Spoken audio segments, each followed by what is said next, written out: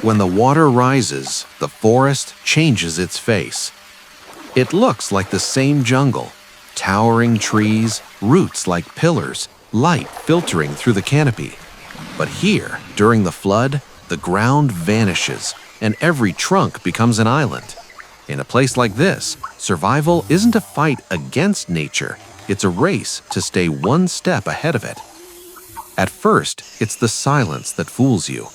Dark water slides slowly between the trunks and everything seems still. Then, in the middle of that flooded corridor, a figure appears that shouldn't be there.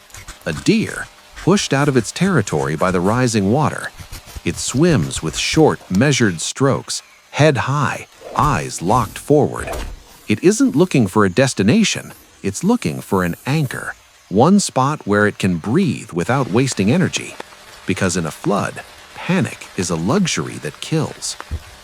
But the flood doesn't trap only big animals. For the small ones, it's worse. The banks disappear, burrows fill, and everything that normally lives in the undergrowth is forced upward. And that's when one of the harshest scenes of the wet season unfolds. Dozens of rodents packed onto a branch or clinging to exposed roots, pressed together as if the body of the animal beside them were a piece of land. This isn't family, this isn't friendship, this is necessity. Above that living carpet, every second is risk. One slip and you're in the water. And in the water, there isn't only current. There are eyes. Eyes that don't blink, and mouths that don't need noise to get close. And then, just when you think the water is the only enemy, he arrives. A jaguar appears between the trunks with the calm of something that's never late. It steps onto a tilted log, pauses, listens. It doesn't look everywhere. It looks where it matters.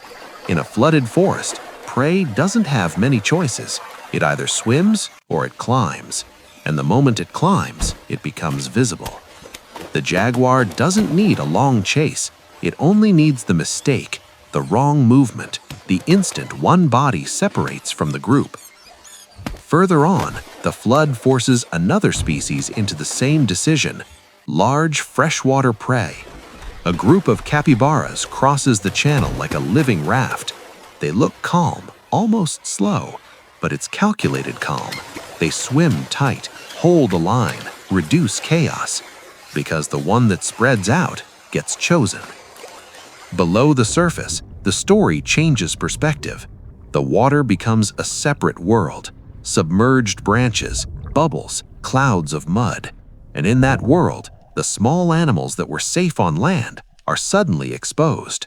Rodents, forced to swim, cut through the water in a line.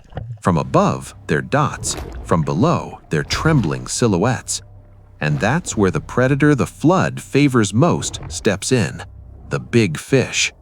Suddenly, the water explodes. Foam, whirlpools, sharp impacts beneath the surface. You don't always see teeth. Often, you only see the result: the frantic dash, the boiling ripple, the mud rising like smoke.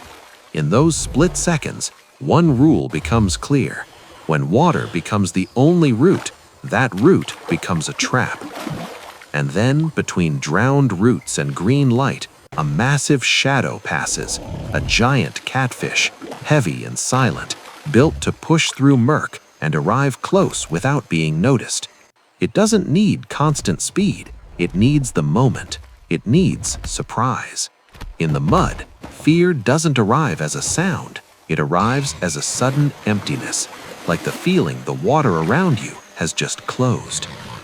And while the river does what it does, the jaguar returns. You see it in the water, paws sinking, fur soaked, eyes fixed on movement below. A super predator doesn't dominate only because it's strong. It dominates because it can read the environment. It knows where to enter, where to press, where to force prey into choosing between two bad options. But the flood doesn't create only solitary hunts, it creates dangerous crossings too. A herd of wild pigs pushes through mud and shallow water like a single block. They move tight, stay close. It's the oldest strategy. If we stick together, maybe it won't be us. and for a moment it works. Until, in a place where the current narrows and the roots form a corridor, the surface breaks. Caimans. Not one, several. Dark bodies surfacing almost at once, jaws open, driving forward. The herd panics, tries to turn, but the ground is mud and the water cuts off exits. And in the chaos, what always happens in nature happens again. One animal falls half a step behind. Half a step is enough. The jaws clamp down, and the river becomes a ring. The predator doesn't fight for long. It looks for the grip. It looks for control. Other caimans close in, tighten the space, make escape impossible. It's brutal not because it's evil, but because it's precise. In a flood, energy is everything, and when the moment arrives, the river doesn't forgive. Then the camera drops beneath the surface again and shows the other side of this world. A caiman gliding slowly, almost elegantly through branches and shadows. It looks ancient, it looks untouchable, and yet it lives by the same rule. Here, the ones that survive are the ones that avoid mistakes, the ones that spend the least, the ones who choose the right moment. And just when you think you've seen the worst, a sequence changes the rhythm without changing the rule. Giant otters. Underwater, an otter slices past like an arrow. Its body flexes, the tail steers, the paws correct. This isn't just speed, it's coordination. And when it surfaces, you see prey in its teeth, crushed and broken with shocking ease. In that single motion is a truth we often forget.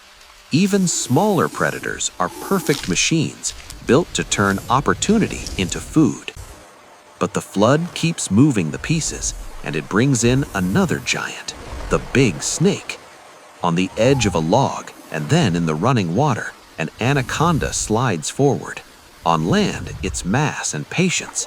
In water, it becomes a long shadow, a line moving where the current helps. It doesn't need a chase, it needs presence. Because a snake like this doesn't always hunt by sprinting. Often, it hunts by occupying space. A danger that doesn't shout, doesn't run, doesn't announce itself. It exists, and that's enough. Meanwhile, elsewhere, caimans gather. You see them on the mud, side by side, armored bodies that look like living rocks. It's almost surreal. So many predators in one place, not to strike, but to wait. Because in a flood, even predators have to decide when moving is worth it. And then comes the scene that feels like an assault. In a fast channel, several caimans push together against the current, tails driving, heads high, mouths half open. The water hits them like a wall, but they keep going. That isn't just strength, it's determination. It's migration inside the trap, a crossing where any second can flip a body, expose the belly, or drag an animal into the wrong place. Here, nature does what nature often does. It shows you that even the dominant pay a price, and that even those who usually win, on some days, can only endure. And when the rain thickens and the river becomes a roaring ribbon, the final sequence arrives, the one that closes the circle of the flood. A mother with her young. A bear mother moves along the slick edge, soaked, heavy, focused. The cubs follow close, step into the water, hesitate, then commit. There is no room for indecision. The current doesn't wait. She turns back, checks, guides. The cubs scramble, slip, recover. And in that moment, survival stops being about hunting and becomes about protection. And maybe that's the most powerful scene of all.